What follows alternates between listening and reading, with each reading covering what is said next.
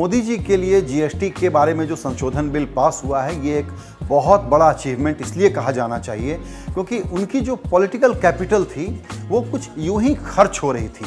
अब एक मौका मिला है जहां मोदी जी ये कह सकते हैं कि आर्थिक सुधारों के लिए वो बहुत सीरियस हैं। प्लस उनका जो एक नारा है, एक भारत श्रेष्ठ भारत, हालांकि ये नारा उन्होंने पॉलिटिकल और कल्चरल मोर्चे पर लगाया है, लेकिन दरअसल आर्थिक मोर्चे पर भारत एक बाजार बन जाएगा। अब दिल्ली से फ़ोन खरीद करके मुंबई लेकर के जाकर के इस्तेमाल करने की, एक प्रकार की अनऑफिशियल स्मगलिंग करने की ज़रूरत नहीं पड़ेगी और टैक्स के झमेले दूर हो जाएंगे अगर ये वक्त पर लागू होता है तो।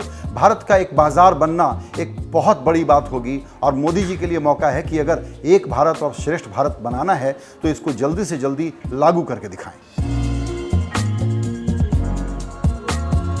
जिस तरह से 91 के रिफॉर्म्स के लिए हम लोग डॉक्टर मनमोहन सिंह को याद करते हैं, उसी तरीके से अगर जीएसटी समय पर और मजबूती से लागू होता है तो अरुण जेटली को भी हमेशा के लिए याद किया जाएगा कि उन्होंने आर्थिक सुधारों में दूसरा सबसे बड़ा काम किया। याद रखिए, डायरेक्ट टैक्स कोड की बात हुई थी, नहीं हो पाया। लैंड एक्विजिशन रिफॉर्म की बात हुई थी, नहीं हो पाया। ऐसे बहुत सारे काम एक तरीके से बैक बर्नर पर चले गए हैं एनडीए की इस सरकार के कार्यकाल के दौरान। तो अरुण जेटली के लिए अपने कद को और अपनी जो बात याद रहे वित्त मंत्री के रूप में, उसका एक बहुत बड़ा मौका है और उसकी पहली हरी झंडी मिली है इस वक्त संसद से।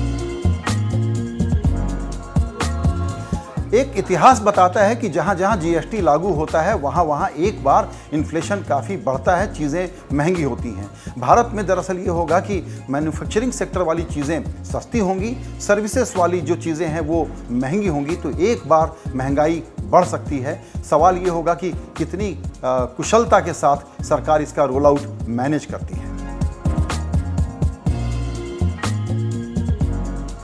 अभी अचानक माहौल बना हुआ है कि लगता है कि 1 अप्रैल 2017 से जीएसटी लागू हो जाएगा, लेकिन ध्यान दीजिए कि वित्त मंत्री अरुण जेटली ये बात खुद नहीं कह रहे हैं। वो कहते हैं कि एज सून एज पॉसिबल, जितनी जल्दी हो सके हम लागू करने की कोशिश करेंगे। वजह सिर्फ ये नहीं है कि 50% असेंबली से पास कराना है, वजह सिर्फ ये नहीं है कि डिस्प्यूट रिड्रेसल मैकेनिज्म वाला काउंसिल बनाना है, वजह ये भी नहीं है कि हमारा आईटी नेटवर्क इसके लिए रेडी है कि नहीं है। सबसे बड़ी वजह यह है कि राज्य सरकारों के साथ ज़बरदस्त बार्गेन चलेगा, निगोसिएशन चलेगा, रेट पर, आइटम पर, कौन से आइटम एग्जम्प्ट हों कि ना हों, और मैन्युफैक्चरिंग जो राज्य हैं, मैन्युफैक्चरिंग वाले राज्य, वो अपनी पकड़ बनाए रखने के लिए बहुत कड़ा बार्गेन करने वाले हैं। जो कंज्यूमिंग राज्य हैं, बिहार या यूपी जैसे, उनको इसमें फ़ायदा होने वाला है। तो एक बहुत लंबा निगोसिएशन अभी आने वाले दिनों में हम देखेंगे, इसलिए हो सकता है कि काफ़ी वक्त लग जाए।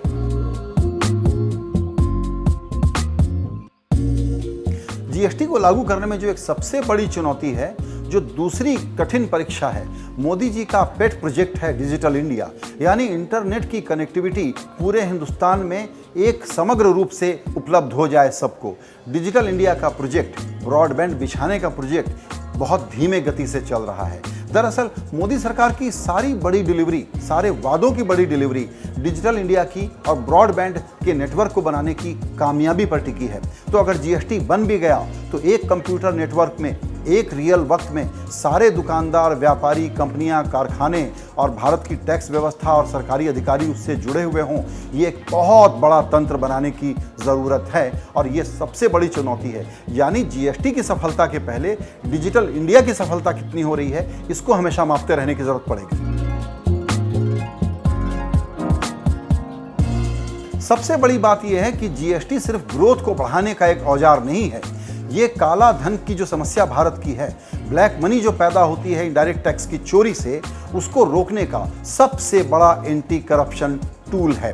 और इस बात पर ध्यान देने की ज़रूरत होगी कि जो लोग बहुत ज़्यादा काली कमाई जनरेट करते हैं, वो लोग भी इसमें अड़ंगा लगाने की कोशिश करेंगे। ये ताकतवर लोग हैं और बड़े लोग हैं और मोदी सरकार को इस बात पर नज़र रखनी पड़ेगी कि ब्लैक मनी जनरेट करने वाली ये जो आबादी है, ये कहीं इनके जीएसटी रोल आउट को देर कराने के लिए सबोटाज करने की कोशिश न करें। मैं ये सोच करके कह रहा हूँ कि सबोटाज का प्रयास हो सकता है, क्योंकि ये बहुत बड़ा एंटी करप्शन टूल है और जो टैक्स प्रशासन से जुड़े हुए लोग हैं वो भी नहीं चाहेंगे कि उनके हाथ में जो ताकत अवेलेबल है वो यूं ही चली जाए। तो टैक्स प्रशासन को भी इसी के साथ मजबूत करने की जरूरत पड़ेगी मोदी सरकार को।